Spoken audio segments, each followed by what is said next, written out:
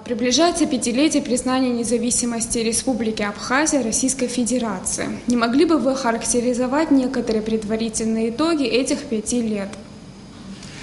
Действительно, 26 августа 2013 года мы будем праздновать в Абхазии, в Южной Осетии пятилетие признания Республики Абхазия, Республики Южной Осетии Российской Федерации. Это событие является одним из самых важных, я бы сказал, в новейшей истории Абхазии, потому что оно определило развитие нашей страны.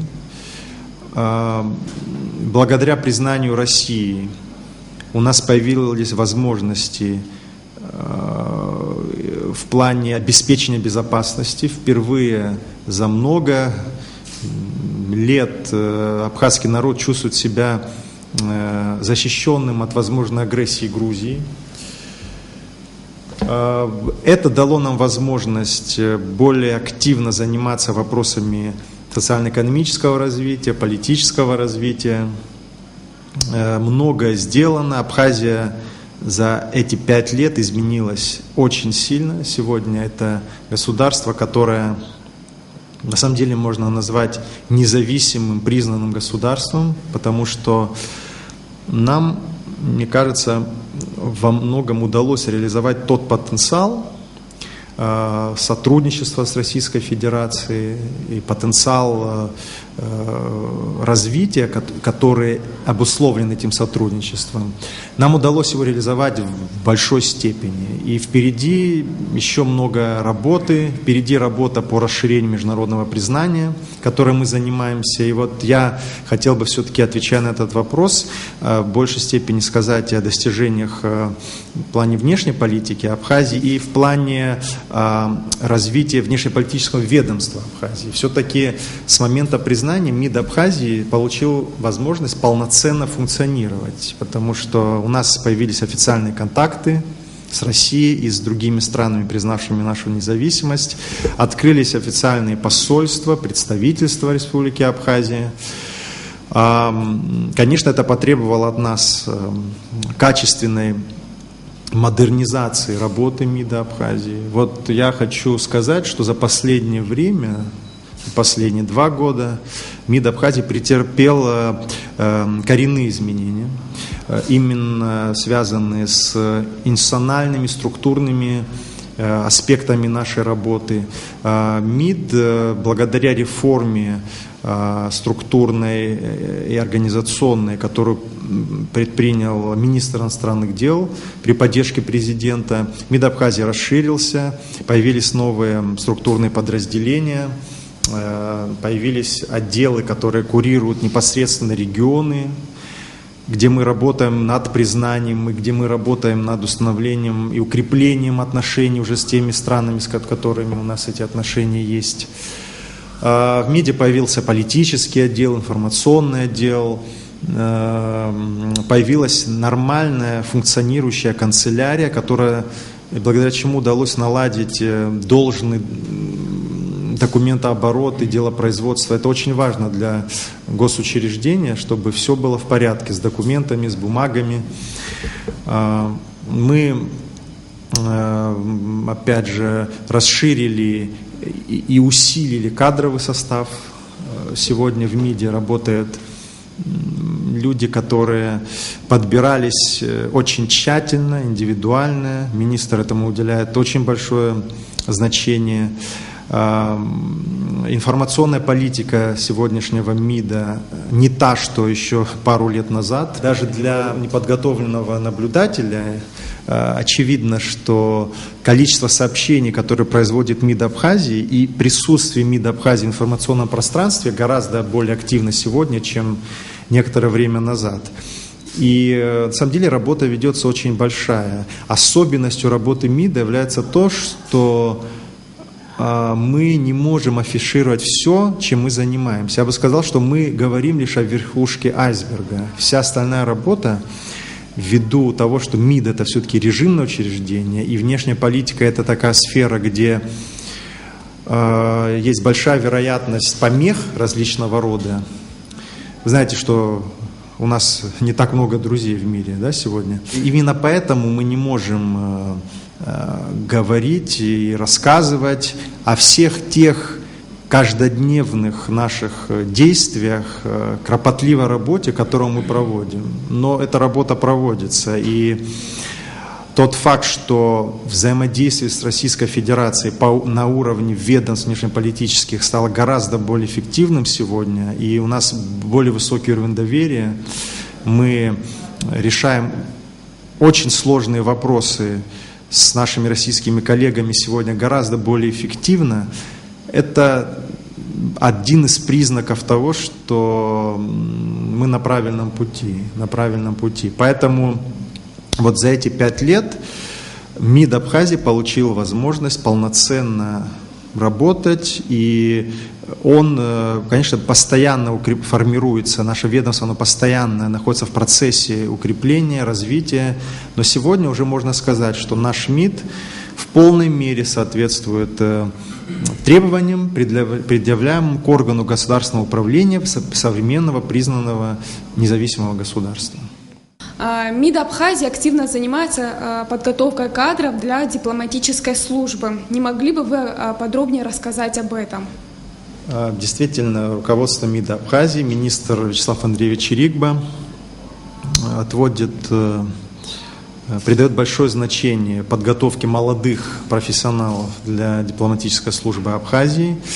Это работа с прицелом на будущее во многом, потому что мы ожидаем большую потребность в дипломатах, которые смогут работать в представительствах Республики Абхазия за рубежом. Нас будут признавать другие страны.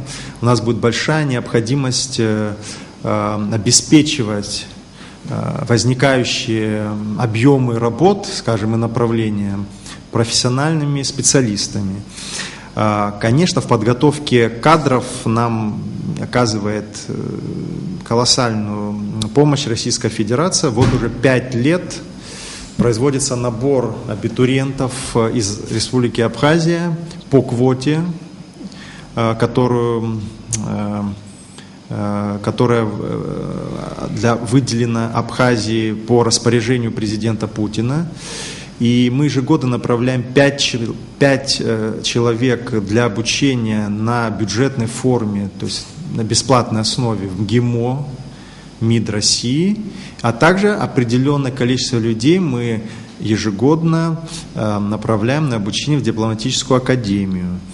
Это большая, на самом деле, поддержка, потому что вы прекрасно понимаете, что получить образование МГИМО, это значит стать специалистом, который будет востребован всегда и везде, в любой точке земного шара. Но мы, конечно, рассчитываем, что наши граждане обязательно вернутся в Абхазию и будут состоять на дипломатической службе Республики Абхазия. Отбор производится очень тщательно на обучение МГИМО.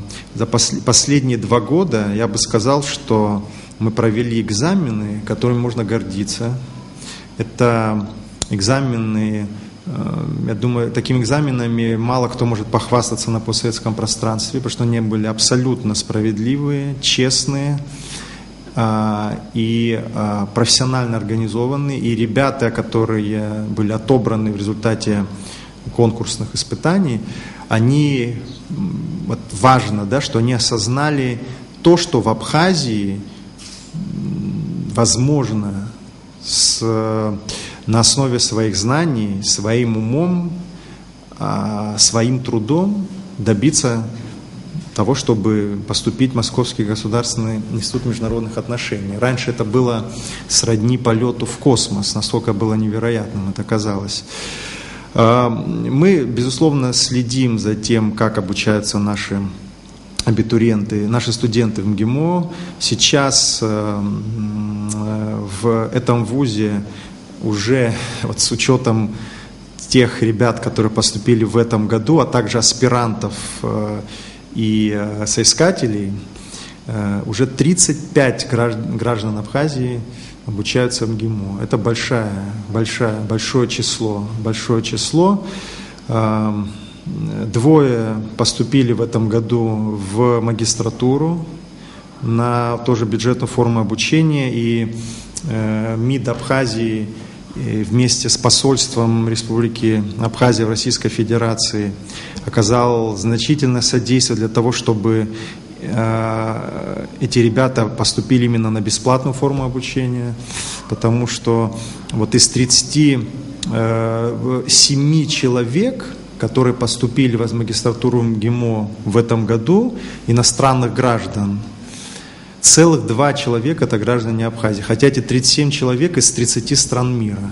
То есть вы представляете, насколько хорошо представлена Абхазия, я бы сказал, в магистратуре МГИМО сегодня. В дипломатической академии обучаются наши граждане по магистерским программам и в аспирантуре. Также мы, конечно, большую надежду возлагаем на ребят, которые обучаются в Абхазском государственном университете. Их, вы знаете, уже фактически 10 лет готовят на отделении международных отношений исторического факультета. Вы знаете, конечно, можно говорить о том, что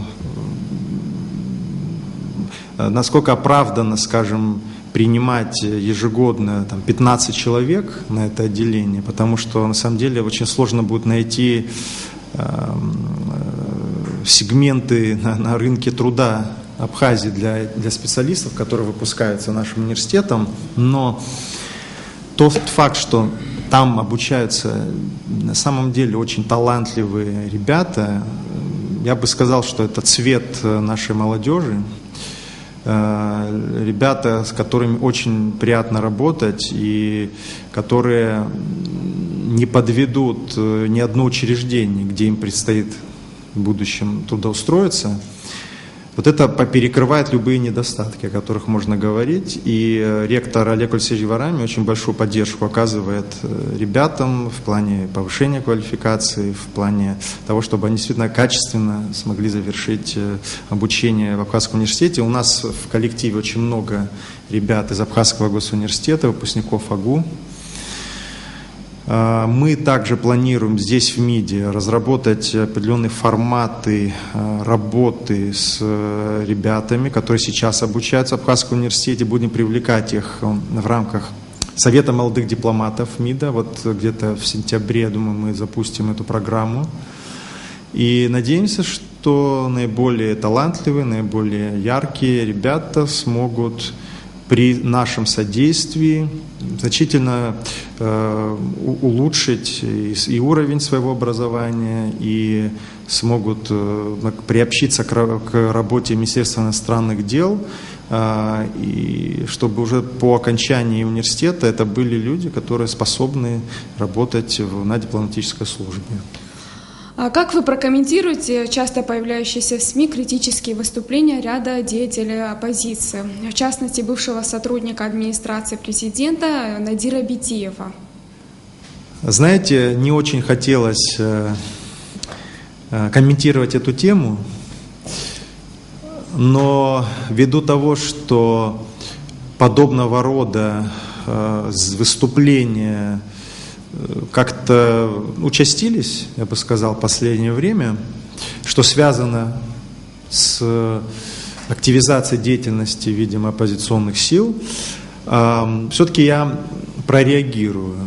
Вот та статья, о которой вы говорите, то выступление, это недостойный уровень полемики, совершенно недостойный. Мы до таких, знаете, досужих домыслов и до подтасовок, фактически до кухонных разборок, да, мы опускаться не собираемся. Это выступление, это набор откровенной ругани, цель которой очернить и огульно очернить все то, что делается в нашем внешнеполитическом ведомстве, все то, что делается во внешней политике сегодняшнего абхазского государства. Есть такая вещь, как конструктивная критика, которую мы все приветствуем. Это то, что нам дает возможность, на самом деле, увидеть какие-то новые пути, направления, движения, развития. При решении определенных сложных вопросов это помогает. Снимает некие привычные представления. Но когда эта критика подменяется лишь стремлением видеть во всем одни недостатки, это называется уже другим словом – критиканством. Критиканство – это недостойное занятие. Дипломатам свойственны такие качества, как выдержка, как деликатность, как воспитанность. И мы, конечно, не один дипломат, человек, который хочет заниматься внешней политикой, он должен избавляться от таких качеств, как разнузданность, как грубость, как несистемность. Но, к сожалению, именно эти качества присущи людям, которые сегодня подвязались на критике МИДа Абхазии. Вот что меня больше всего удивляет. Понимаете, если ты хочешь действительно отметить какие-то недостатки в работе нашего ведомства, Министерства иностранных дел, то ты должен хотя бы сам разбираться хоть в чем-нибудь. А делать голословные заявления, практически основывать свои выступления на подтасовках, на лжи, на ругани обыкновенно, понимаете, это то, что не красит никого. И я думаю, что даже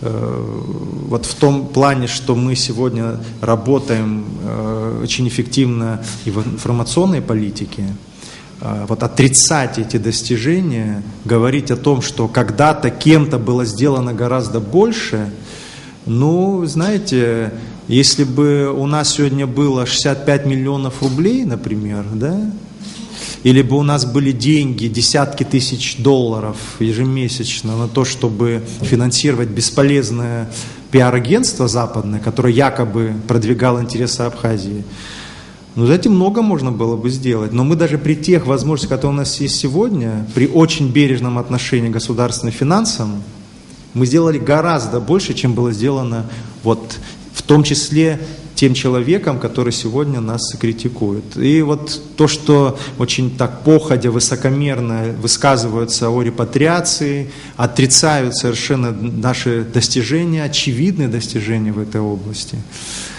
не сводят эту сложнейшую задачу до уровня какого-то там акции, которую может устроить некое турагентство, да, понимаете, это вот люди, которые такие вещи говорят, если они действительно так думают, то я не знаю, я считаю, что они совершенно профнепригодны в плане государственной работы, просто. Это удивительно, но приходится это говорить сегодня. Поэтому мне кажется, что вот та критика, о которой вы говорите, она критика не является, это критиканство, это очернительство огульное. И вот когда наши граждане слушают подобного рода критику, о которой только что мы говорили, с экранов телевизоров, единственная реакция, которая у них возникает, естественная, это просто переключить канал, что многие из них и делают. Потому что слушать это людям объективным, да, а таковых у нас большинство, просто невозможно.